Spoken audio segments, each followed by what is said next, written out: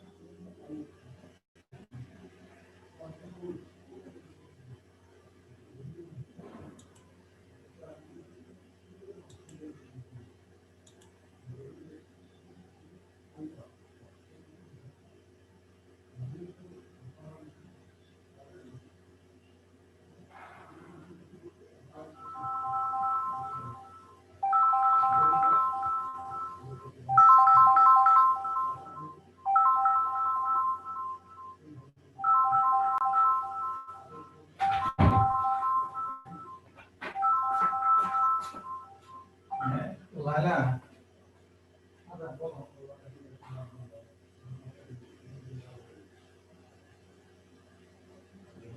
কত টাকা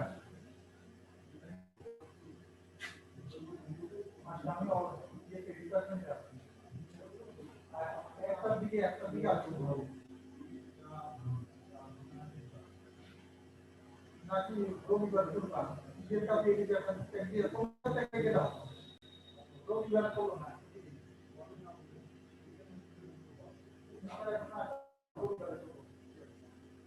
তোমার কাছে রেখে দাও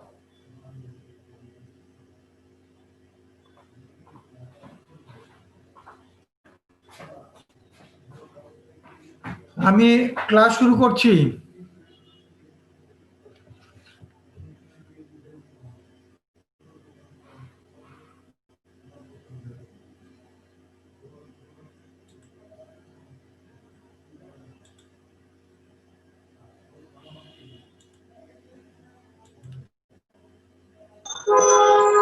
ওয়াহিদ শুরু করে দেন স্যার। জি স্যার। ঠিক আছে ইয়ে করে সব মিউট করে রাখছি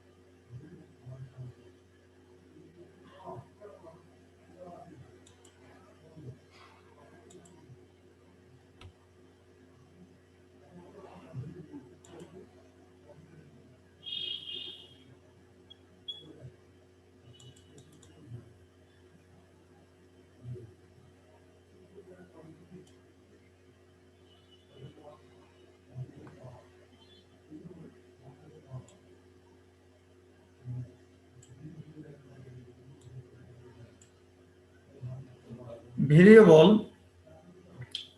আজকে আমরা যেটা পড়াবো এবং যেটা ডিসকাস করবো আমরা ডিটেলস ভেরিয়েবল স্ট্যাটিস্টিক্সে এই ভেরিয়েবল শব্দটা অত্যন্ত গুরুত্বপূর্ণ কারণ যেখানে যে বৈশিষ্ট্য পপুলেশনের ভ্যারি করে না সেটাকে আমরা কনস্ট্যান্ট বলি কনস্ট্যান্ট নিয়ে স্ট্যাটিস্টিক্স ডিল করে না স্ট্যাটিস্টিক্স সাধারণত যা ভ্যারি করে এবং সেটা ভেরিয়েশনের কারণটা কি এই ব্যাপারগুলি উদ্ঘাটন করে থাকে স্ট্যাটিস্টিক্স যার কারণে আমাদের প্রথমেই ভেরিয়েবল সম্বন্ধে ধারণাটা খুব পরিষ্কার থাকতে হবে। যদি আমরা স্ট্যাটিস্টিক্যাল যে কোনো টুল ব্যবহার করতে চাই, মেথড ব্যবহার করতে চাই, আমাদের প্রথমেই ডাটা সম্পর্কে ভালো ধারণা থাকতে হবে। আমরা সেই তথ্যগুলি নেব, এগুলি সাধারণত ভ্যারি করে। যেখানে ভেরিয়েশন নেই সেই জায়গাতে স্ট্যাটিস্টিক্সের তেমন একটা ভূমিকা বা কার্যকারিতা নেই। যার কারণে আমাদের প্রথমেই এই যে কোনো স্ট্যাটিস্টিক্যাল মেথড বা টুল বা ফর্মুলা ইমপ্লিমেন্টেশনের আগেই আমাদের ভেরিয়েবল সম্বন্ধে পরিষ্কার ধারণা থাকা প্রয়োজন। এখানে আমি যেটি খুব সহজভাবে উপস্থাপন করছি যে ভেরিয়েবল হলো কি measurable characteristics of the elements of a population that may vary from element to element either in magnitude or in quality.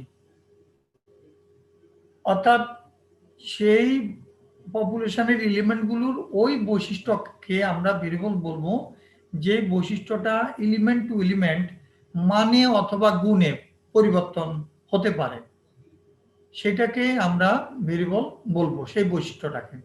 যেমন ধরো আমরা তোমাদের যারা তোমরা আছো ক্লাসে সবার যদি ওয়েট আমরা কালেক্ট করি তাহলে ওয়েট কিন্তু সমান না।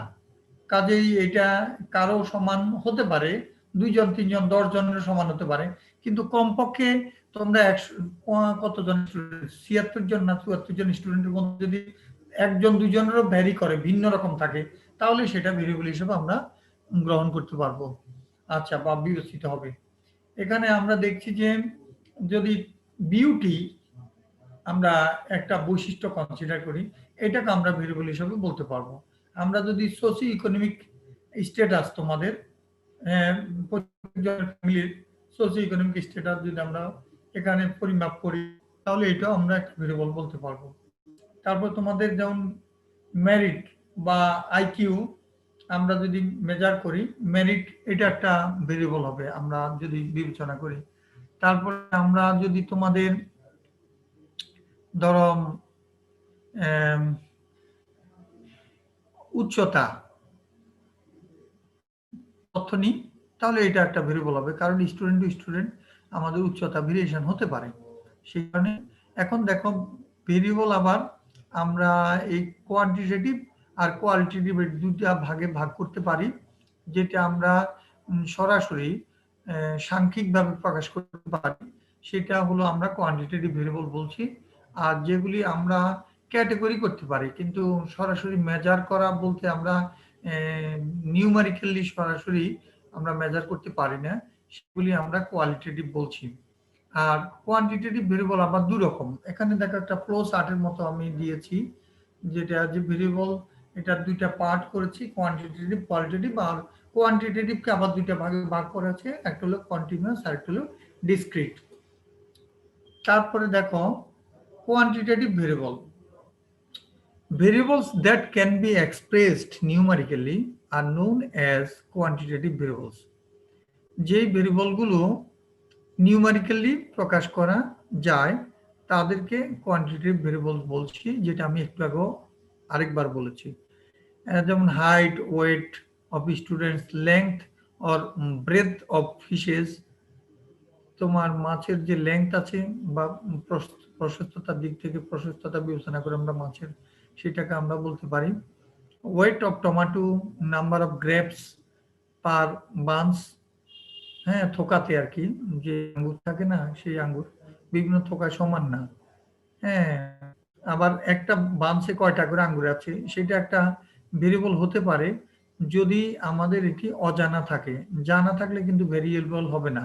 অজানা থাকলে আমরা তখন বলতে পারি যে 0 থেকে 100টা 200টা ইত্যাদির একটা বলতে পারি, এরকম এর ভিতরে যে কোনোটা হতে পারে, সো তখন এটা ভেরিয়েবল। একটা থোকাতে একটা তো নেই, দেখা যায় ঝরে পড়ে গেছে, তা হতে পারে। নাম্বার অফ গ্রেনস পার প্যানিকল, ধানের শীষের মধ্যে কতটা ধান থাকছে সেটা হতে পারে।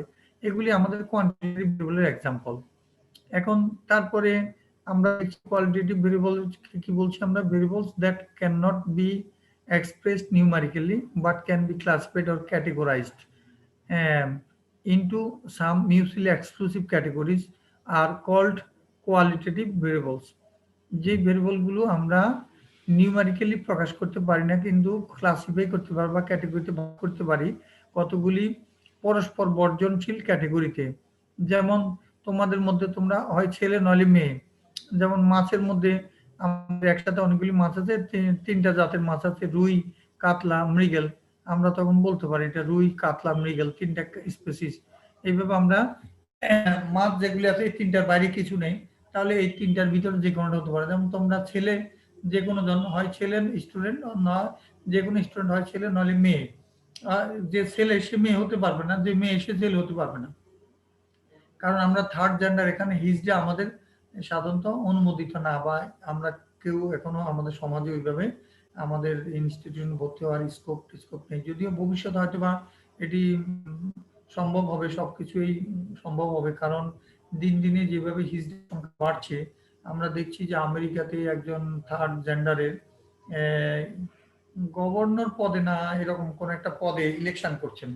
কাজেই এটা যদি ইস্টাবলিশ ধীরে ধীরে ওয়েস্টার্ন কান্ট্রির যে কোনো ধরনের প্র্যাকটিসে ধীরে ধীরে থার্ড ওয়ার্ল্ড কান্ট্রিগুলিতে আস্তে আস্তে সেই প্রভাবটা পড়ে যায়, যার কারণে আমরা এটা অস্বাভাবিক কিছু মনে করছি না যে হিজড়া বা থার্ড জেন্ডারের তারা ইউনিভার্সিটি বা শিক্ষা প্রতিষ্ঠানে ভর্তি হতে পারবে না, ভবিষ্যতে হতেও পারে, অস্বাভাবিক কিছু না।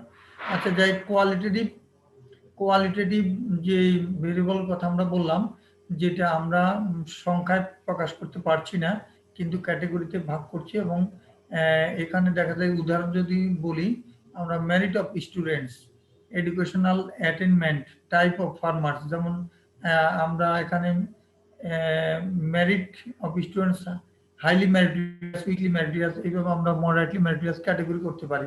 একইভাবে ফার্ম ক্যাটেগরি করতে পারি, বা ফার্মারদেরকে তিনটা টাইপে আমরা ভাগ করলাম এখানে, যেমন বিগ ফার্মার, মিডিয়াম, বিগ মানে লার্জ ফার্মার আর কি, স্মল ফার্মার, মার্জিনাল থাকতে পারে, ল্যান্ডলেস থাকতে পারে। আচ্ছা, আমি এখানে তিনটা দেখিয়েছি, এরকম হতে পারে। টাইপ অফ ফিশেস, যেমন সি ফিশ, রিভার ফিশ ইত্যাদি ইত্যাদি হতে পারে, পন্ড ফিশ। এগুলি কি করা যায়, etcetera, type of fishes etcetera cannot be numerically measured but can be grouped into classes or categories. Qualitative variables are also known as attributes. কখনো কখনো এই কোয়ালিটেটিভ ভেরিয়েবলকে অ্যাট্রিবিউটে বলা হয়। তাই তোমরা অ্যাট্রিবিউট শব্দটা পেলে ভয় পেয়ে যাওয়ার কোনো সুযোগ নেই, কারণ আমি তোমাদের বলে দিচ্ছি আরেকটা নাম। যেমন একই ব্যক্তির দুইটা নাম থাকতে পারে, ওয়াহিদের একটা নাম ওয়াহিদ আছে, আরেকটা নাম সাগর থাকতে পারে। তো এরকম আর একই ব্যক্তির অনেক সময় দুইটা বা ততোধিক নামও থাকতে পারে। তো আমাদের এখানে কোয়ালিটেটিভ ভেরিয়েবলের আরেকটা নাম হলো attribute. Okay, quantitative variables are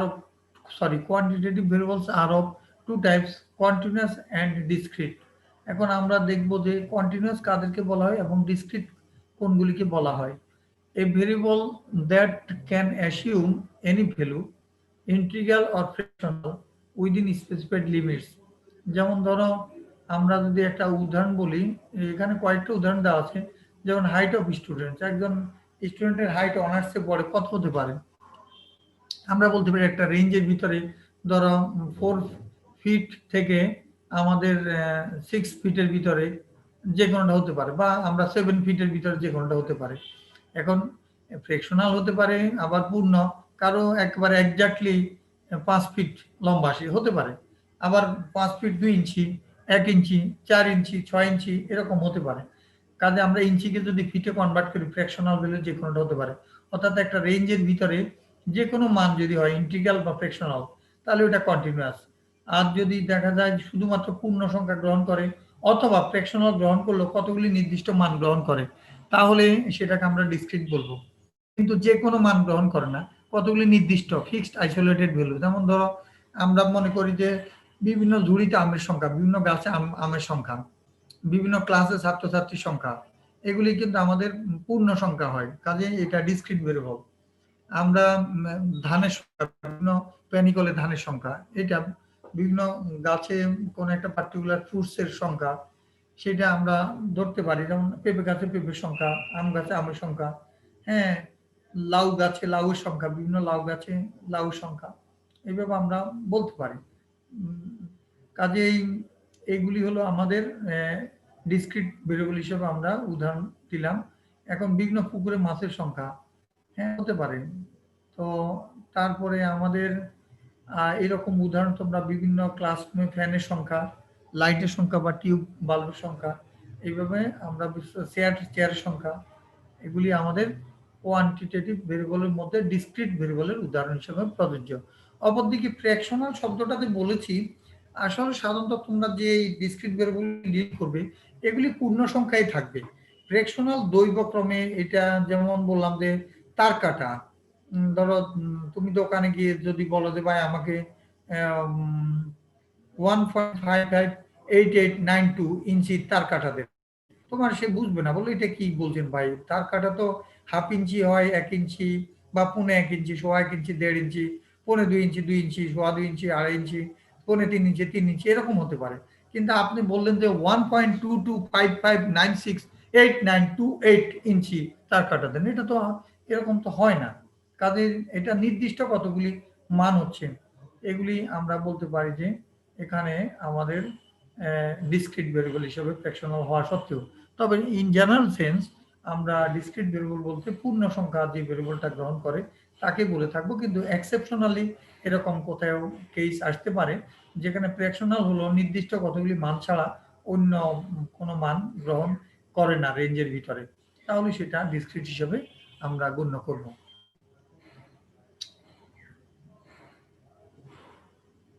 এখানে আমি ডিসকাশন করে নিই পুরো লেকচারটায়, পরে তোমাদের সাথে ফ্রিলি আবার আমি কোশ্চেন করব এবং বা তোমরা আমাকে কোশ্চেন জিজ্ঞেস করতে পারবে। তো এখানে ফ্রিকোয়েন্সি ডিস্ট্রিবিউশন নিয়ে এরপরে ডিসকাস করি। যে ফ্রিকোয়েন্সি ডিস্ট্রিবিউশনটা, যেমন ধরো একজনের নাম হলো বুলবুল, এই বুলবুল, দেখো বুলবুল আমরা স্পেলিং করবার সময় এখানে বি কয়বার আছে, এটা হলো বি এর ফ্রিকোয়েন্সি, এল কয়বার আছে, এটা এল এর ফ্রিকোয়েন্সি, যে এল লেটারটা কয়বার আছে, ইউ কয়বার আছে, এগুলি হলো ফ্রিকোয়েন্সি। অর্থাৎ how frequently a letter occurs in this word, এই ওয়ার্ডে একটা লেটার কয়বার ঘটেছে, কয়বার এসছে, সেটি হলো ফ্রিকোয়েন্সি। যেমন আমাদের ধরো তোমাদের আমি ওজনের ডাটা কালেক্ট করলাম, তাহলে 55 কেজি কয়জন, 6 জন স্টুডেন্টের ওজন 55 কেজি পাওয়া গেল, তাহলে এই 55 এই ওজন এর ফ্রিকোয়েন্সি হলো 6, কারণ 6 জনের ওজন 55 কেজি পাওয়া গেছে। অর্থাৎ আমরা বলতে পারি যে এই 55 KG, this value occurs in the data set 6 times, so এটার ফ্রিকোয়েন্সি আমরা বলবো 6। সো আমরা এখন তাহলে কি করতে পারি, ফ্রিকোয়েন্সি ডিস্ট্রিবিউশন ডেফিনিশনটা আমরা দেখি কিভাবে দেওয়া যায়। তবে আমি এটা একটা ভ্যালুর ক্ষেত্রে ফ্রিকোয়েন্সি ডিস্ট্রিবিউশন বললাম, আমরা কিন্তু ফ্রিকোয়েন্সি ডিস্ট্রিবিউশনটা অনেক সময় বড় ডাটা সেট আছে সেটাকে একটু ছোট করার জন্য ফ্রিকোয়েন্সি ডিস্ট্রিবিউশন মানে হলো কতগুলি গ্রুপে আমরা ভাগ করে ফেলতে পারি টোটাল ডাটা সেটকে, তখন আমাদের ছোট হয় এবং আমাদের ডিস্ট্রিবিউশন সম্পর্কে ধারণা নিতে সুবিধা হয়, এই কারণে আমরা করে থাকি। তবে আমরা দেখি এখানে কি লিখেছি, arrangement of observational data according to frequencies of the observations is called frequency distribution. Frequency distribution মানে আমাদের একটা টেবিল তৈরি করা হলো, ধরো যে টেবিলে ধরো তোমাদের মার্কসের ডাটা 0 থেকে 10, 10 থেকে আমরা এইভাবে করতে পারি। ধরো আমি একটা কাজ করি,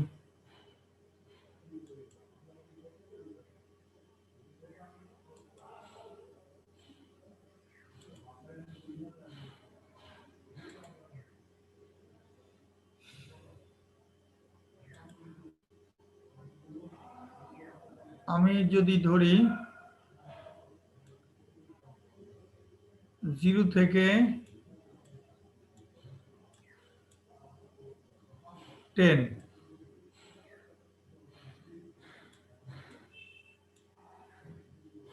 10, 10 to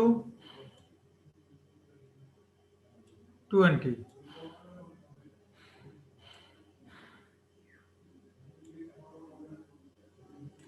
20 থেকে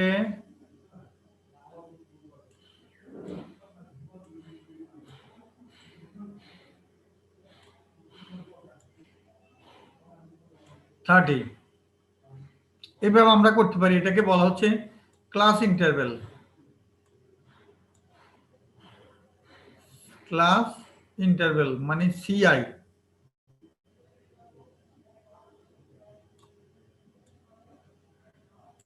ক্লাস ইন্টারভেল। এখন দেখো এখানে এখন আমি তোমাদের ধরো কারো প্রশ্ন জাগতে পারে, স্যার এখানে এই যে যদি কেউ 10 পেয়ে থাকে মার্কস, তাহলে সে কোন ঘরে যাবে? এ তো আপার লিমিট না লোয়ার লিমিটে যাবে? আপার লিমিটে আগের ক্লাসে 10 আছে, আবার পরের ক্লাসে কিন্তু স্যার 10 আছে। তাহলে এই 10 কেউ যদি কোনো ছাত্রের মার্কস 10 হয়ে থাকে, সেটা কোন ঘরে অন্তর্ভুক্ত করব? আমি এখানে এই ধরনের ক্লাস ইন্টারভেল কে বলা হয় এক্সক্লুসিভ টাইপ ক্লাস ইন্টারভেল। এর কারণটা হলো যে কেউ যদি 10 পেয়ে থাকে, তাহলে তাকে প্রথম ঘরের থেকে এক্সক্লুড করা হবে, অর্থাৎ দ্বিতীয় ঘরে তাকে অন্তর্ভুক্ত করা হবে। বিধায় এই ধরনের ক্লাস ইন্টারভেলকে বলা হয় এক্সক্লুসিভ টাইপ ক্লাস ইন্টারভেল। তো আমরা এই ধরনের ক্লাস ইন্টারভেল পড়ার যে সিস্টেমটা, সেটি হলো যে মার্কস লেটার সে মার্কসের ডেটা আছে তোমাদের, marks equal to 0 or greater but less than 10। Marks পরের ক্লাসটা পড়ছি, marks equal to 10 or more but less than 20। Marks equal to 20 or more but less than 30। এইভাবে আমরা এই ধরনের ক্লাস ইন্টারভিউগুলি করে থাকি।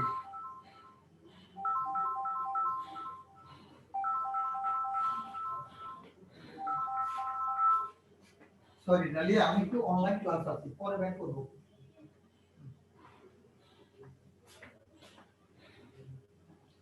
হ্যাঁ, আরেক ধরনের ক্লাস ইন্টারভেল আছে, সেটা হলো ধরো 0 to 9, 10 to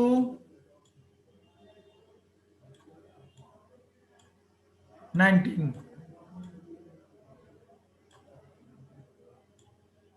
20 to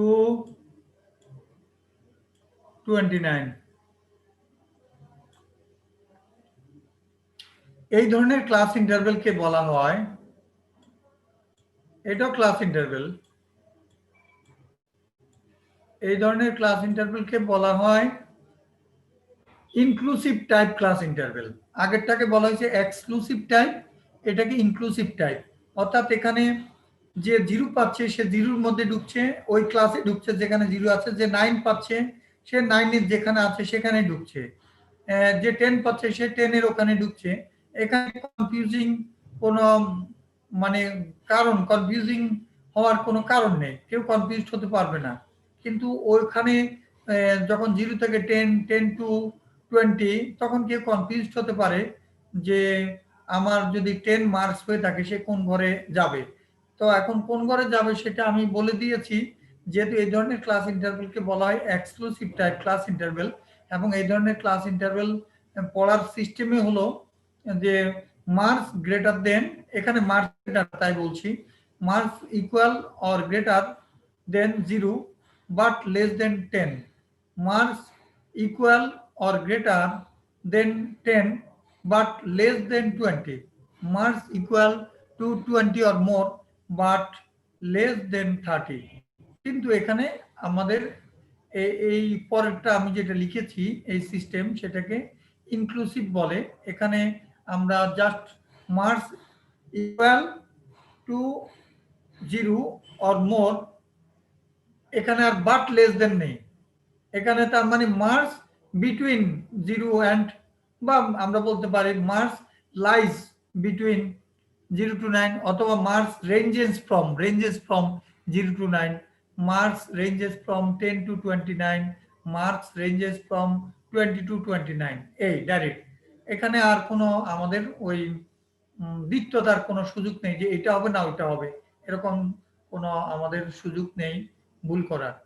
তো আমরা বাংলায় যদি বলি যেটা এক্সক্লুসিভ ওটাকে বলে বহির্ভুক্তি, আর এটাকে ইনক্লুসিভটাকে বলে অন্তর্ভুক্তি। তো শ্রেণী আর কি, ক্লাস মানে তো শ্রেণী, তোমরা জানো শ্রেণী ব্যবধান। এখানে আমরা তাহলে চলো আবার চলে যাই।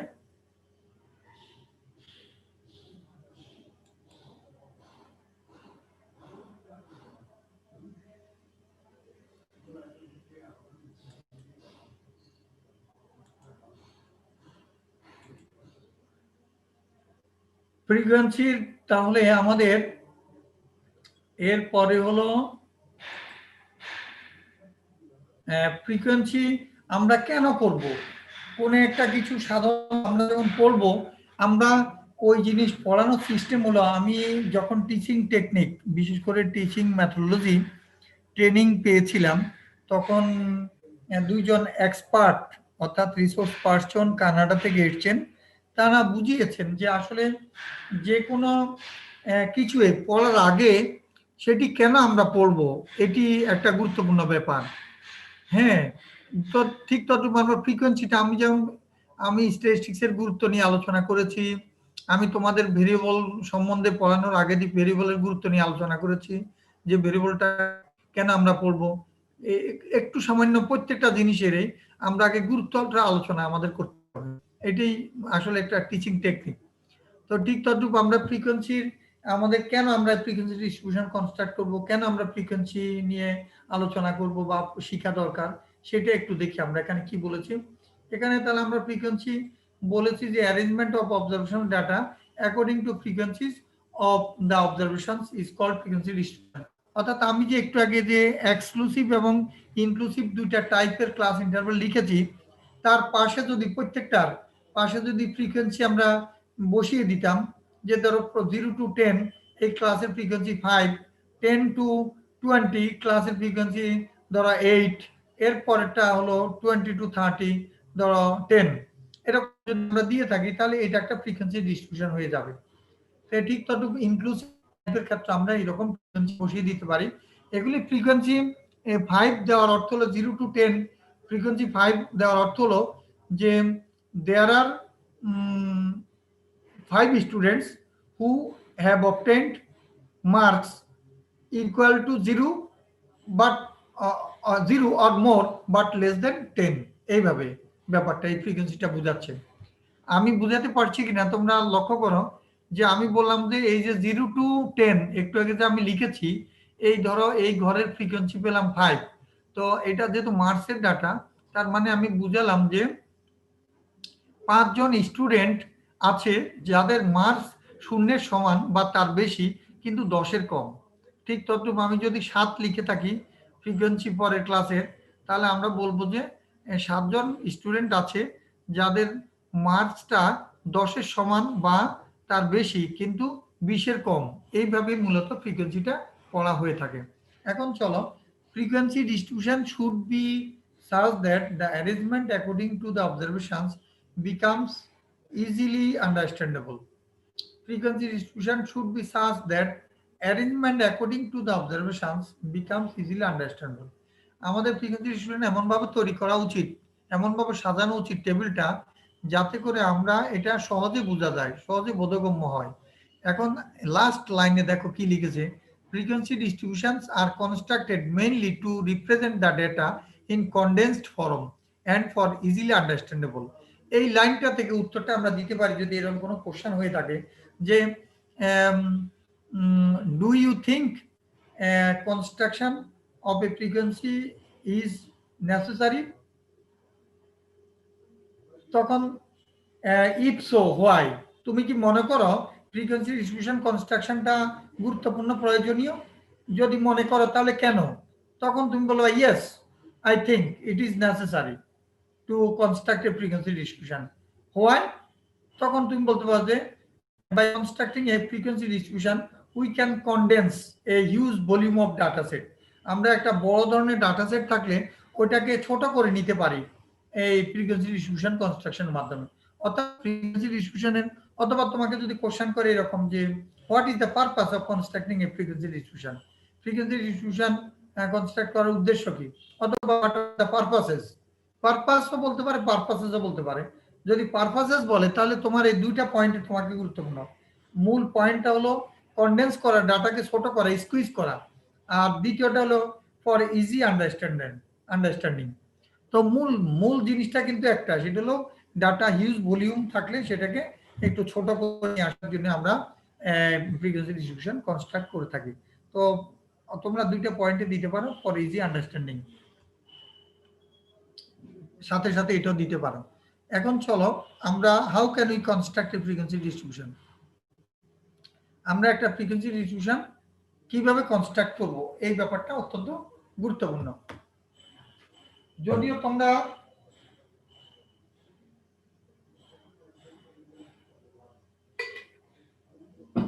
এটা ছোটবেলা পড়ে এসছো, কিন্তু যেহেতু সিলেবাসে আছে আমি একটু ডিসকাস করছি। তবে আমাদের আগের পড়ানোর সাথে বা যা আমরা আগে যে জিনিস জেনেছি তার সাথে দেখতে পাবে কিছুদিন পরেই অনেক গুরুত্বপূর্ণ পার্থক্য। আগে আমরা পড়েছি শুধু সূত্র, এখন আমরা ইমপ্লিমেন্টেশনটা, প্রয়োগটা শিখবো আমাদের। তাই তখনই বুঝবা যে আগের পড়ার সাথে আমাদের বর্তমান পড়াশোনার অনেক পার্থক্য আছে। যদিও টপিকগুলি বা ওয়ার্ড একই রকম কোথায় কোথায় মিলে যেতে পারে, কিন্তু পড়ানোর এবং দেখবে যে আমরা যে শিক্ষাটা লাভ করছি সেটির মধ্যে অনেক গুরুত্বপূর্ণ পার্থক্য রয়েছে। তো আগে আমরা পড়েছি সেটি পরীক্ষার জন্য, এখন আমরা শুধু পরীক্ষার জন্য নয়, আমরা বাস্তবে ব্যবহার করার জন্য পড়ছি। যে আমরা এটা আমাদের যখন অনার্স কমপ্লিট করে আমরা যখন অনার্সও কখনো কোনো অ্যাসাইনমেন্ট দিলে সেখানে লাগতে পারে, অথবা মাস্টার্স লেভেলে রিসার্চ করার জন্য আমাদের ডাটা অ্যানালাইসিস করতে হলে স্ট্যাটিস্টিক্যাল নলেজ আমাদের ক্লিয়ার থাকলে আমরা সুন্দর অ্যানালাইসিস করতে পারবো এবং ইন্টারপ্রিটেশন করতে পারবো। আর স্ট্যাটিস্টিক্যাল অ্যানালাইসিস যদি না করা হয় তাহলে আমাদের সায়েন্টিফিক প্রুফ বলতে যা বোঝায় সেটা ইনকমপ্লিট থেকে যাবে। এবং বিশেষ করে আমরা যেহেতু in maximum cases we have to deal with only a representative part of the whole population due to the limitation of time, fund, trained personnel, um, management uh, system and so many other limitations maybe. Okay, আমাদেরকে একটা part নিয়ে কাজ করতে হয়, that part is known as sample. But the purpose of selecting a sample or the purpose of collecting a sample is to find out the or is to gather some knowledge about the characteristics of the whole population. যেমন আমরা পাতিলের ভাতের সম্বন্ধে, পাতিলের ভাত হয়েছে কিনা আমরা চামচ দিয়ে নাড়িয়ে তারপর আমরা কয়েকটা ভাত তুলে হাত দিয়ে টিপে দেখি যে ভাত হয়েছে কিনা। আমাদের উদ্দেশ্য পাতিলের ভাত হয়েছে কিনা, আমরা কিন্তু জাস্ট চামচের ওই কটা ভাত হয়েছে কিনা সেটা না। স্যাম্পলের উদ্দেশ্য হলো পপুলেশন সম্পর্কে ধারণা পাওয়ার জন্য আমরা স্যাম্পল নিয়ে থাকি। যেমন আমি আঙ্গুর কিনবো, আঙ্গুরের থোকাতে একটা দুটো আঙ্গুর টেস্ট করে দেখি যে এই থোকাটা আমি নেব কিনা সেটা। আমরা চাল কিনতে গেলে চালের বস্তা থেকে কয়েকটা চাল আমরা র্যান্ডমলি যে কোনো জায়গা থেকে নিতে পারি, নিয়ে একটু দাঁতের নিচে দিয়ে যদি যে এটা মজবুত হয়, টং টং শব্দ করে, আমরা তখন ওই বস্তাটা কেনার জন্য সিদ্ধান্ত নিই। আমরা ওই কয়টা চাল মজবুত কিনা ভালো কিনা এটা না, আমরা ওই কয়টার ভিত্তিতে অর্থাৎ স্যাম্পলের উপর ভিত্তি করে আমরা পপুলেশন সম্পর্কে সিদ্ধান্ত নিতে চাই। তাই স্যাম্পলের নিজস্ব কোনো আসলে নিজের কোনো উদ্দেশ্য নেই। স্যাম্পল সবসময় পপুলেশন সম্পর্কিত সিদ্ধান্ত আমাদের প্রদান করে থাকে। যার কারণে স্ট্যাটিস্টিক্যাল বিভিন্ন টুল আছে এই স্যাম্পলটা সিলেক্ট করার। যতটা সায়েন্টিফিক্যালি আমরা স্যাম্পল সিলেক্ট করতে পারবো তত বেশি এই স্যাম্পল আমাদের পপুলেশনের রিপ্রেজেন্টেটিভ অর্থাৎ হবে, অর্থাৎ প্রতিনিধিত্ব করবে। এখানে দেখো step of constructing A frequency distribution, এটা স্টেপস ইন আর কি। প্রথমটা ফাইন্ডিং দ্য রেঞ্জ। আমরা একটা ডাটা সেটের রেঞ্জ আমরা কিভাবে বলবো, ধরো তোমাদের যদি দুইজন স্টুডেন্ট থাকে, একজনের ওজন হলো 60 কেজি আর একজনের 50 কেজি, আমরা বলবো রেঞ্জ কত, রেঞ্জ হলো 60 মাইনাস 50, অর্থাৎ রেঞ্জ হলো এখানে highest value minus lowest value, সেই ডাটা সেটের সর্বোচ্চ মান এবং সর্বনিম্ন মানের ডিফারেন্সটাই আমরা রেঞ্জ হিসেবে আখ্যায়িত করব। এখানে তারপরে কথা হলো দেখো আমরা যদি ফ্রিকোয়েন্সি ডিস্ট্রিবিউশন কনস্ট্রাক্ট করতে চাই, at first we have to compute the value of range. Then এখানে দ্বিতীয়টা হলো decision about the number of classes. আমরা ক্লাস সংখ্যা কয়টা বা গ্রুপ সংখ্যা কয়টা নেব। এখানে বিভিন্ন স্ট্যাটিস্টিক্সের বইতে বিভিন্নভাবে হয়তোবা সিদ্ধান্ত দিয়েছে। কোথায় বলেছে যে 5টা থেকে 20টা, কোনো কোনো বইতে, যেমন এই বইতে এটা প্রফেসর ডক্টর রশিদ আহমদের স্যারের বই থেকে নেওয়া, মেথডস অফ স্ট্যাটিস্টিক্স। এই বইতে যেমন এখানে দিয়েছে, এখানে দিয়েছে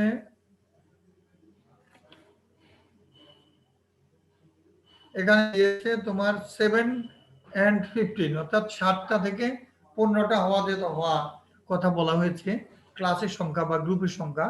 কোনো কোনো বইতে 5টা থেকে 20টা বা 5টা থেকে 25টা এরকম আছে। তো এটা হার্ড এন্ড ফাস্ট রুল নেই বিদায় এক একজন এক একটা উপস্থাপন করছেন। আমরা কোনোটা কি ভুল বলছি না, তবে মূল কথা হলো এই ক্লাসের সংখ্যা বা গ্রুপের সংখ্যা একদম কম হওয়া উচিত না, একদম বেশি হওয়া উচিত না। কম হলে একটা সমস্যা হবে কি, আমাদের প্রত্যেকটা ক্লাসের রেঞ্জটা অনেক বড় হয়ে যাবে। যেমন ধরো আমি 0 থেকে 10 বলছি, তখন আমার ধরো 100 মধ্যে পরীক্ষা, 100 মধ্যে। তো 0 থেকে 10, 10 থেকে 20, এভাবে আমরা 10টা ক্লাস করি। কিন্তু 10টা ক্লাস না করে যদি আমরা কম সংখ্যক ক্লাস করি, 0 থেকে 30 বা 40, হ্যাঁ 40 থেকে 0 থেকে কত ধরবো, 30 ধরি, 0 থেকে 30, 30 থেকে ধরো 30, 60, 60 থেকে 90, এরকম আমরা ধরো 90-র উপরে কেউ পাইনি, কাজে আমরা এখানে 90-র নিচে পেয়েছে। আমরা 3টা ক্লাস করলাম। এখন 3টা ক্লাস করে অনলাইনে ক্লাস, হ্যাঁ 3টা ক্লাস করে আমাদের এমন হতে পারে যে ধরো 0 থেকে 30 এর মধ্যে মার্কস পেয়েছে 10 জন স্টুডেন্ট। এখন এই 10 জন স্টুডেন্ট 0 থেকে 30 যে পেয়েছে, আমরা যখন এই মিড ভ্যালু নেব এবং মিড ভ্যালু নিয়ে 15 লিখবো, যে এই 15টা ব্যবহার, 15 লিখার অর্থ হলো কি, যে প্রত্যেকে 5 জনের প্রত্যেকে 15 করে পেয়েছে অন এন এভারেজ আমরা ধরে নেব। এবং এইভাবে আমরা কিন্তু পরবর্তীকালে ক্যালকুলেশনগুলি করে থাকি, যেটা কিন্তু একটা সমস্যা হতে পারে, কারণ আমার এই 0 থেকে 30 লিখা হয়েছে, কিন্তু এখানে কিন্তু ক্লাসে বোঝা যাচ্ছে না যে এই 5 জন স্টুডেন্টের মার্কস বা 10 জন স্টুডেন্টের মার্কস, সেটা কি প্রত্যেকেই কি 15-এর নিচে পেয়েছে, না 15-এর উপরে পেয়েছে, না 15 পেয়েছে, নাকি কিছু সংখ্যক 15-এর নিচে, কিছু সংখ্যক 15-এর উপরে আছে, সব দিকে ছড়িয়ে ছিটে আছে, এই সম্পর্কে কোনো মানে আমরা এখানে ধারণা পাচ্ছি না। যার সমস্যা হলো এখানে আসলে যদি এমন হতে পারে যে সবাই 15-এর নিচে পেয়েছে, কিন্তু আমি মিড ভ্যালু ধরছি 15, তখন কিন্তু আমার রেজাল্ট ওভার এস্টিমেটেড হয়ে যেতে পারে। আবার আমার সবাই 15-এর উপরে পেয়েছে, আমি মিড ভ্যালু ধরলাম সেখানে 15, তা আমার আন্ডার এস্টিমেটেড হয়ে যেতে পারে।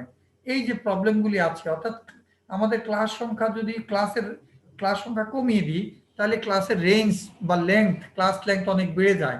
সেই অবস্থায় কিন্তু এই সমস্যাগুলি হবে, কারণ আমরা গ্রুপিং করে কিন্তু আসলে আমাদের হিসাব নিকাশের সহজ করার জন্য আমরা করেছি, আমাদের সুবিধার্থে, বোঝার সুবিধার্থে। আমরা huge volume of data set আছে, সেই র ডাটাকে আমরা এই ফ্রিকোয়েন্সি টেবলের মাধ্যমে ছোট করে আমরা উপস্থাপন করছি, কিন্তু ছোট করতে গিয়ে যাতে আমাদের এই যে সমস্যাগুলি হয়ে যেতে পারে, যদি গ্রুপ সংখ্যা অতিরিক্ত কম নিয়ে থাকি, তাহলে আমাদের এই রেঞ্জ বেড়ে যেতে পারে, তখন আমরা এই সমস্যার সম্মুখীন হব। কারণ এখানে একটা ফ্রিকোয়েন্সি ডিস্ট্রিবিউশনের অ্যাজাম্পশনে আছে যে আমাদের কিন্তু এই একটা গ্রুপের মধ্যে বা প্রত্যেকটা ক্লাসের মধ্যে যারা থাকবে তারা ইউনিফর্মলি ডিস্ট্রিবিউটেড হবে। হ্যাঁ, এটা স্টুডেন্টের ওয়েট নিয়ে, মার্কস নিয়ে যায়নি, সেটা ইউনিফর্মলি ডিস্ট্রিবিউটেড, মানে সব দিক থাকবে ওই রেঞ্জের, মানে পুরো রেঞ্জটার মধ্যে ছড়িয়ে ছিটিয়ে কিছু না কিছু মার্কস থাকবে। কিন্তু সবগুলি মার্কস যদি একটা দিকে হয়, ছোটের দিকে বা বড়োর দিকে হয়, তাহলে কিন্তু এই ধরনের ফ্রিকোয়েন্সি টেবল আমাদের তখন এই কনস্ট্রাক্ট করাটা ওয়াইজ হবে না এবং আমাদের ভালো রেজাল্ট দিবে না।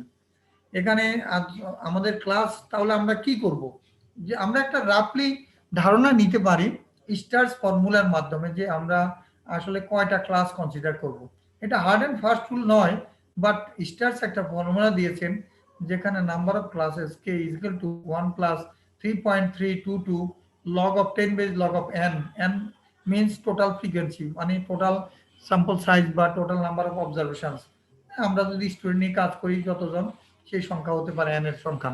অর্থাৎ আমরা এখানে বিজনেসম্যান নিয়ে বিজনেসম্যান সংখ্যা হতে পারে, অর্থাৎ যতটা ডাটা নিয়ে আমি কাজ করব ততটা হলো n এর মান আমার এখানে।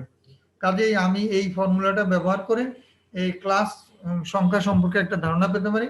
এখন নেক্সট আমরা ক্লাস সংখ্যা, যেহেতু আমাদের ক্লাস সংখ্যা তো স্বাভাবিকভাবে এটা ফ্র্যাকশনাল হতে পারে না, নিয়ারেস্ট ইন্টিজার আমরা নেব।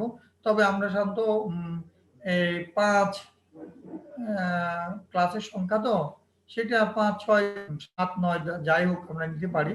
কিন্তু এখানে চুজিং দ্য ক্লাস ইন্টারভেল এটা আরেকটা ব্যাপার রয়েছে, যেখানে আমাদের এই ক্লাসের সংখ্যাটা আমরা ব্যবহার করব। তো এখানে ক্লাস ইন্টারভেলটা নেওয়ার ক্ষেত্রে একটা গুরুত্বপূর্ণ ব্যাপার হলো, আমরা যখন কে দিয়ে ভাগ করব, কে এর মান যা পেলাম সেটা দিয়ে রেঞ্জকে ভাগ করলে তারপর আমরা ক্লাস ইন্টারভেল পাবো। এখন আমরা এমন ক্লাস ইন্টারভেল মান পেলাম যে ফ্র্যাকশনাল কোনো ভ্যালু, আমরা সেটা না নিয়ে আমরা সুইটেবল কোনো লেংথ কনসিডার করতে পারি। সাধারণত ক্লাস ইন্টারভেল 5, 10 এরকম ধরনের ক্লাস ইন্টারভেল বেশি গ্রহণ করা হয়। তা আমরা যদি আমরা 9 পয়েন্ট সামথিং পেলাম ক্লাস, আমরা সেখানে 10 কনসিডার করতে পারি। আমরা আবার 4.5 পেলাম, আমরা এটা 5 ধরতে পারি। আমরা 5.2 পেলাম, আমরা ইচ্ছা করলে 5 ধরতে পারি। এটা সমস্যা নেই। তবে এটার উপর নির্ভর করবে আমার পরে ক্লাসের সংখ্যাটা একটু বেড়ে বা কমে যেতে পারে। তবে হার্ড অ্যান্ড ফাস্ট রুল নেই, এই ফর্মুলার মাধ্যমে আমরা ক্লাস সংখ্যাটা সম্বন্ধে একটা ধারণা নিতে পারবো। এখানে আরেকটা হলো আমাদের তাহলে ইনক্লুসিভ সিস্টেম এবং এক্সক্লুসিভ সিস্টেমে আমরা ক্লাস গঠন করার কথা বলা আছে। এটা আমরা নির্ভর করবে আমাদের ভেরিয়েবলটা যদি কন্টিনিউয়াস টাইপের হয় তাহলে আমরা কন্টিনিউয়াস ফ্রিকোয়েন্সি ডিস্ট্রিবিউশন তৈরি করতে পারি, অর্থাৎ যেটা এক্সক্লুসিভ টাইপ ক্লাস ইন্টারভেল, ওটার আরেকটা নাম আমরা বলতে পারি continuous type class interval. Continuous কেন? 0 to 10, 10 to 20, 20 to 30 continuous. But when we consider class interval as, for example, 0 to 4, 5 to 9, 10 to 14, these type of class intervals are known as inclusive type class intervals or discontinuous frequency distribution বা discontinuous class interval। discontinuous মানে এখানে continuity নেই, discontinuity রয়েছে। তো সাধারণত আমরা discontinuous ভেরিয়েবলের ক্ষেত্রে অর্থাৎ ডিসক্রিট ভেরিয়েবলের ক্ষেত্রে আমরা এই ধরনের ক্লাস ইন্টারভেল তৈরি করে থাকি, যেটা ডিসক্রিট ফ্রিকোয়েন্সি ডিস্ট্রিবিউশন বলছি, 0 to 4, 5 to 9, 10 to 14 এরকম। আর কন্টিনিউয়াস ভেরিয়েবল ক্ষেত্রে সাধারণত এক্সক্লুসিভ টাইপ বা কন্টিনিউয়াস টাইপ ফ্রিকোয়েন্সি ডিস্ট্রিবিউশন তৈরি করে থাকি, অর্থাৎ 0 to 4 বা 0 to 5, 5 to 10, 10 to 14, 14 to 20, 20 to 25, or 0 to 10, 10 to 20, 20 to 30, and so on। এগুলি আমরা তাহলে কোন ধরনের কন্টিনিউয়াস আমরা ফ্রিকোয়েন্সি ডিস্ট্রিবিউশন বা ডিসক্রিট ফ্রিকোয়েন্সি ডিস্ট্রিবিউশন কখন করব? আমরা কন্টিনিউয়াস করব কন্টিনিউয়াস ভেরিয়েবলের ক্ষেত্রে, আর ডিসক্রিট সাধারণত আমরা ডিসক্রিট ভেরিয়েবল ক্ষেত্রে করে থাকি। তবে অন্য ক্ষেত্রে করলেও দোষণীয় নয়, যদি আমার ডিসক্রিট ভেরিয়েবল কিন্তু ডাটাটা দেওয়া আছে আমার কন্টিনিউয়াস ভেরিয়েবল, ডাটা দেওয়া আছে ডিসক্রিট নেচারের, সমস্যা নাই, সেক্ষেত্রে আমরা আমাদের যে কোনোটাই করতে পারি, কিছু আসে যায় না। হ্যাঁ, সমস্যা নেই। কিন্তু আমাদের যদি কোনো ভেরিয়েবল কন্টিনিউয়াস টাইপের আমি ডিসক্রিট করছি, তাহলে কিন্তু আমাদের প্রবলেম দেখা দিবে। কি প্রবলেম? যে আমার 0 to 4 এখন কোন একটা ডাটা যদি 4.5 হয়, তাহলে আমি ওইটা কোন ঘরে ঢুকাবো? তখন তো আমার কোনো ঘর নেই। সেই কারণে সেই অবস্থায় আমাদের কি করতে হবে? আমাদেরকে কন্টিনিউয়াস তৈরি করে নিতে হবে। যদি দেওয়া থাকে আমাদের কন্টিনিউয়াস তৈরি করে নিতে হবে। কিভাবে তৈরি করব? যেমন আমার 0 to 4 আছে, 5 to 9 আছে। এখন আমরা এই ধরনের নিয়ম হলো যে প্রথম ক্লাসের আপার লিমিটের সাথে পরের ক্লাসের লোয়ার লিমিটের ডিফারেন্স নিতে হবে, এবং যেটাকে ডি বলা হয়, ডিফারেন্সটাকে ডি বলা হয়, আর ডিফারেন্সটাকে 2 দিয়ে ভাগ করতে হবে। যেমন আমরা এখানে প্রথম ক্লাসে 0 to 4 আছে, পরের ক্লাসে 5 to 9 আছে। এখন প্রথম ক্লাসে আপার লিমিট 4, দ্বিতীয় ক্লাসের লোয়ার লিমিট হলো 5। এখন 4 আর 5 ডিফারেন্স হলো 1, এই 1 কে আমরা ডি বলবো, এবং ডি বাই 2 এই মানটা নিতে হবে। তাহলে 1 কে 2 দিয়ে ভাগ করলে আমরা পাচ্ছি 0.5। এখন প্রত্যেকটা ক্লাসের লোয়ার লিমিট থেকে 0.5 বিয়োগ করব আর আপার লিমিটের সাথে 0.5 যোগ করব, তাহলে কি হয়?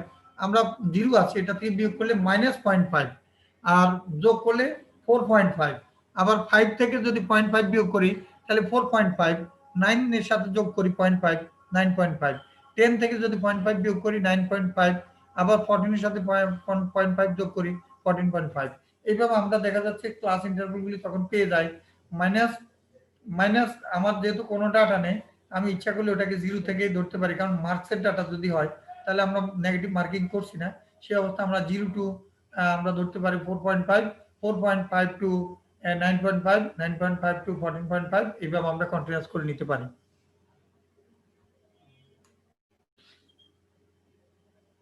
counting of frequencies for convenience of counting the number of observations falling within each class tally marks are used আমরা ওই যে তোমরা ছোটবেলা করেছো আর কি এই যে গ্রুপের মধ্যে ডাটা দেখে দেখে একটা ধরলা এটা কত 4 তাহলে 4 কোন ঘরে পড়বে ও 0 টু 4 এখানে একটা টালি একটা টান দিলা হ্যাঁ একটা ভার্টিক্যাল লাইন টানলা এইভাবে টেনে টেনে চারটা হলো পাঁচটার সময় আড়াআড়ি একটা টান দিলা এইভাবে আমরা গণনা করার সুবিধার্থে করে থাকি আর কি ওকে এটা হলো আমরা কাউন্টিং ফ্যাসিলিটি আমার বর্ধিত করবে সুবিধা হবে গুনতে কোন ঘরে কতজন ঢুকেছে বা কতটা মার্কস ঢুকেছে এইভাবে কোন ক্লাসে বা কোন গ্রুপে এটা আমাদের একটা সুবিধা হবে আর আরেকটা ব্যাপার হলো এখানে আমরা অনেক সময় কিউমুলেটিভ ফ্রিকোয়েন্সি আমাদের প্রয়োজন হয় ফ্রিকোয়েন্সির পরে কিউমুলেটিভ ফ্রিকোয়েন্সি আমাদের প্রয়োজন হয় সেটা আবার দুই রকম আছে more than type less than type cumulative frequency আছে এটা আমি একটু দেখাচ্ছি তোমাদের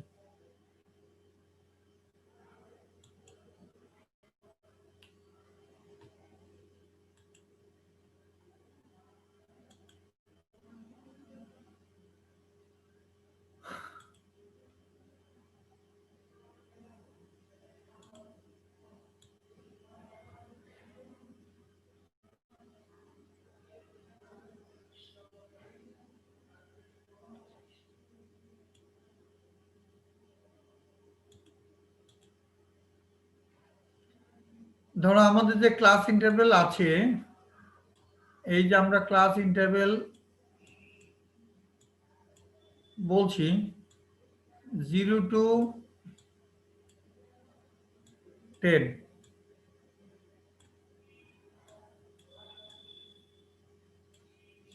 10 to 20 20 to 30 আর এখানে নাম্বার অফ স্টুডেন্ট ধরো 5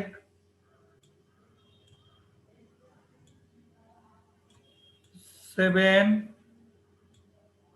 let us say 8 ফ্রিকোয়েন্সি এটা হলো ফ্রিকোয়েন্সি এফ ফ্রিকোয়েন্সিকে এফ দ্বারা ডিনোট করা হয় এখন কিউমুলেটিভ ফ্রিকোয়েন্সিটা আমরা আমাদের দরকার হতে পারে কখন এটা কিউমুলেট করা যেমন তোমাদের অনার্সে পড়ছো তোমরা বিভিন্ন লেভেলের রেজাল্ট কিউমুলেট করা হবে এখানে কিউমুলেটিভ মানে কি বাংলা তো বর্ধিষ্ণু এখানে আমাদের হবে যেমন ধরো এটা দুই রকম আছে কিউমুলেটিভ ফ্রিকোয়েন্সি একটা হলো মোর দেন টাইপ আর একটা হলো লেস দেন টাইপ তো মোর দেন টাইপ আর লেস দেন টাইপ ব্যাপারটা কি যেমন আমি যদি জানতে চাই যে how many students have obtained marks less than 10 কত তাহলে 10 জনের নিচে মার্কস পেয়েছে কতজন স্টুডেন্ট 5 জন স্টুডেন্ট এখানে আমি যদি বলি যে 20 এর নিচে কতজন পেয়েছে তাহলে কিন্তু আমার 20 এর নিচে কতজন পেয়েছে অর্থাৎ 5 আর 7 যোগ করলে 12 জন পেয়েছে তাহলে 12 হয়ে যাবে এখানে আমরা সি সি এফ সিএফ এখানে হয়ে যাচ্ছে 5 এটা 5 কিন্তু এর হয়ে যাচ্ছে 12 এর পরটা কিন্তু হয়ে যাচ্ছে 20 20 কেন হচ্ছে আমি বলছি যে মার্কস পেয়েছে কত মানে 30 এর নিচে কতজন ছাত্রের মার্কস আছে তাহলে সবাই পেয়েছে 30 এর নিচে কতজন আছে তাহলে মানে 5 + 7 + 8 20 20 জনে 30 এর নিচে পেয়েছে এইভাবে আমরা cumulative frequency less than type করতে পারি আর আমরা মোর দেন টাইপ কিউমুলেটিভ ফ্রিকোয়েন্সি করতে পারি কিভাবে মোর দেন টাইপ অর্থাৎ 0 থেকে বেশি পেয়েছে কতজন 0 সমান বা 0 বেশি কতজন 0 সমান বা 0 থেকে বেশি পেয়েছে কতজন এটাও কিউমুলেটিভ ফ্রিকোয়েন্সি, এটাকে আগেরটাকে বলা হচ্ছে লেস দেন টাইপ, এটাকে বলা হবে মোর দেন টাইপ। এটা হলো মোর দেন টাইপ। তাহলে মোর মোর মানে কি, এখানে যে marks equal to 0 or more, কতজন কতজন কতজন আছে 0 সমান পেয়েছে বা তার বেশি পেয়েছে, তা একেবারে একবারে যতজন আছে সবাই, তাহলে এখানে হলে 20 জন, 20 হবে, 20 হবে। আচ্ছা, এখানে যদি বলি মার্কস 10-এর সমান বা 10-এর থেকে বেশি পেয়েছে কতজনে, তাহলে 7 আর 8 যোগ করলে কত, 15 জন। এই 20-এর সমান অথবা 20-এর থেকে বেশি পেয়েছে কতজনে, শুধু 8 জনে,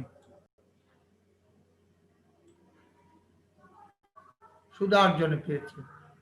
এইভাবে আমরা কিউমুলেটিভ ফ্রিকোয়েন্সি মোর দেন এবং লেস দেন টাইপ বের করতে পারি।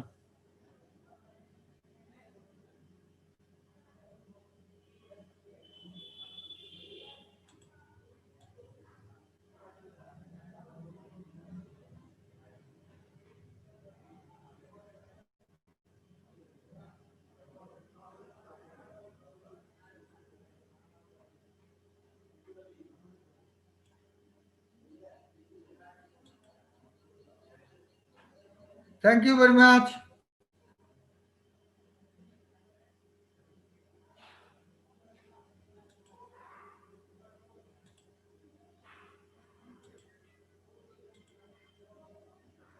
এখন কথা বলতে পারো। ওয়াহিদ, জি স্যার। তোমাদের বুঝতে অসুবিধা হয়েছে? না স্যার। আমি অ্যাটেন্ডেন্স নিচ্ছি এখন। স্যার ওটা স্যার আপনাকে মেলে পাঠিয়ে দিছি স্যার, কোনটা? অ্যাটেন্ডেন্সের শিটটা।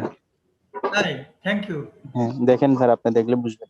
তাহলে আমার আর ডাকতে হচ্ছে না, না? না স্যার, কষ্ট করতে হবে না, ওখানে দিয়ে দিন sir. Okay okay, thank you, thank you very much. আর রেকর্ডিং এ তোমরা একটা রিকোয়েস্ট কে পাঠিয়েছো, তুমি? জি স্যার। ওইটা আমি ওকে করে দিয়েছি। জি ঠিক স্যার, আছে, রেকর্ড থাক। জি স্যার। ওকে। আশা করি আমি সাউন্ডটা তোমাদের বুঝতে অসুবিধা হবে না। আমি জোরে বলার চেষ্টা করেছি। তো থ্যাংক ইউ ভেরি মাচ। জি তোমাদের স্যার। কোনো কোশ্চেন থাকলে? স্যার এইভাবে ক্লাস নিলে তো সমস্যা। কিসে?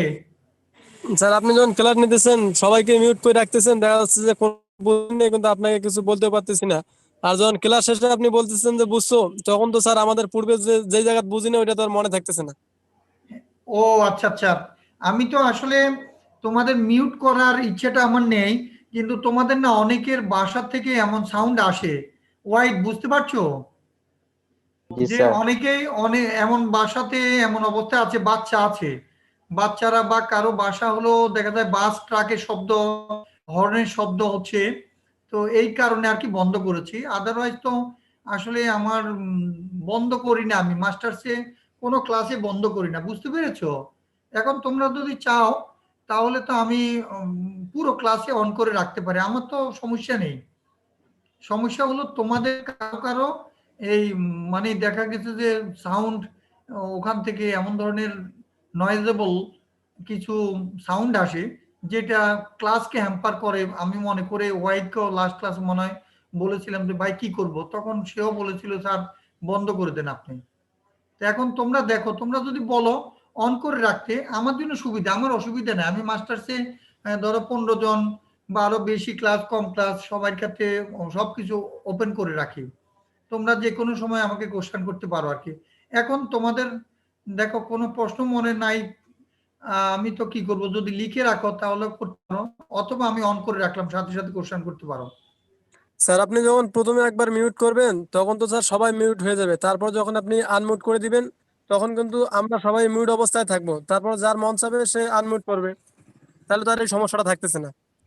আচ্ছা বুঝছি। শোনো, আজকে যেটা হয়েছে স্যার, আমার মনে হয় স্যার আনমিউট করে রাখলে আমরা যে কোনো সময় আনমিউট করে প্রশ্ন করতে পারবো, যেহেতু আজকে বন্ধ ছিল। আজকে নেক্সট ক্লাস থেকে এটা করলে মনে হয় স্যার ভালো হবে। ঠিক আছে, অসুবিধা নেই। তাহলে এমনি আজকে তো পড়াশোনা সহজ ছিল, তাই না ওয়াহিদ? জি স্যার, জি স্যার। এটা তো তোমরা পরিচিত, না বুঝার তেমন একটা বেশি ছিল। তারপর আমি বলতেছি যদি কেউ ধরো প্রশ্ন থাকে করো, কোনোটা বলো, আমি রিপিট করব, বুঝছো? আর আরেকটা হলো, তোমরা সবাই আমাকে যদি একটু হেল্প করো, ধরো এই যে ক্লাস করবার সময় আজকে অনেকেই করছো, ঢুকেছো, ভালো। এখানে দেখো আমি বলছি যে অনেকেই ধরো হেল্প করছো, আবার অনেকের বাসায় এমন সিচুয়েশন, কিছু করার নেই, বাচ্চা এসে শব্দ করছে। এখন এগুলি আমি কি করতে পারি, একটু ওয়াইড আমাকে বলো তো। ওই সাউন্ডটা আমার কাছে চলে আসছে। স্যার আমরা নিজেরা মিউট করে রাখবো স্যার, আমরা সবাই নিজেরা ওকে মিউট করে ওকে রাখবো, ওকে যখন কোশ্চেনের প্রয়োজন হবে তখন আমরা স্যার আনমিউট করবো ওকে, স্যার। তোমরা যদি আমাকে হেল্প করো তাহলে তো জি স্যার। আমার জন্য খুবই সহজ হবে আর কি। ঠিক আছে, জি ওকে, স্যার। জি স্যার। ভেরি জি নাইস। স্যার। তাহলে এইটা তোমরা কিন্তু একটু দেখবে, হ্যাঁ, তোমরা নিজেরা একটু জি স্যার অবশ্যই। ওইভাবে কন্ট্রোল করবে দয়া করে। কিন্তু তুমি জি স্যার। ইয়ে করে, মানে ওপেন অডিওটা ওপেন করার পর এরপর যদি তুমি আর অফ করলা না, হ্যাঁ, বুঝতে পারছো, মিউট করলা না, তাহলে জি কিন্তু স্যার, আমার এটা জন্য স্যার আমাদেরই সিনসিয়ার হইতে হবে এটা বিষয় স্যার, তাহলে সেটাই বলছি। সমস্যাগুলো আমি হবে না কিন্তু স্যার। প্রথমে কিন্তু করে রেখেছিলাম ওপেন, কিন্তু দেখি যে ডিস্টার্ব হচ্ছে, মানে শব্দ আসছে, মানে গাড়ির জি শব্দ স্যার। আসছে, হর্নের শব্দ, মানে এরকম শব্দ আসছে। তখন বুঝছি যে কারো কারো বাসা মনে হয় রাস্তার পাশে, এই কারণে এই অবস্থা। তো তোমরা যদি আমাকে হেল্প করো তাহলে তোমরা উপকৃত হবে। কারণ হলো, তাহলে না সাথে সাথে কোশ্চেন করতে পারে, স্যার এই জিনিসটা না আবার বলেন, এই জিনিসটা আবার বলেন, তখন আমারও সুবিধা। কারণ শিক্ষকের কর্তব্য তো ছাত্র যতক্ষণ না বুঝবে ততক্ষণ তাকে বুঝিয়ে দেওয়া। এটাই তো শিক্ষক ছাত্রের প্রতি তার যে কর্তব্য সেটি। আর এই কর্তব্য আমি পালন করতে সদা সচেতন আছি এবং আমার আন্তরিকতা আছে। আশা করি তোমরা বুঝতে পারবে এবং এই সমস্যার সমাধান হয়ে যাবে। ঠিক আছে ওয়াহিদ? জি স্যার। এখন কারো যদি প্রশ্ন থাকে আমি উত্তর দিতে পারি, আর নতুবা তোমরা ওই যে রেকর্ডিং করেছো না, এই রেকর্ডিংটা তোমরা ইচ্ছা করলে পড়ে দেখতে পারো। আগামী ক্লাসে তোমরা যদি মনে করো কোনোটা, যে স্যার এই জিনিসটা আরেকবার বলবেন, আমাকে বললে আমি সেটার প্রয়োজন বোধে রিপিট করব যদি তোমরা মনে করো। তবে আজকের ক্লাস লেকচারে কঠিন তেমন কিছু ছিল না, এগুলি অনেকটা তোমাদের আগেরই পরিচিত ছিল কম বেশ। কি বলছি, আমি ঠিক বলছি নাকি না ভুল বলেছি? জি স্যার। আর কেউ কোনো কমেন্ট আছে? কোনো কমেন্ট? স্যার আমি আপনার কাছে মাপ চাই।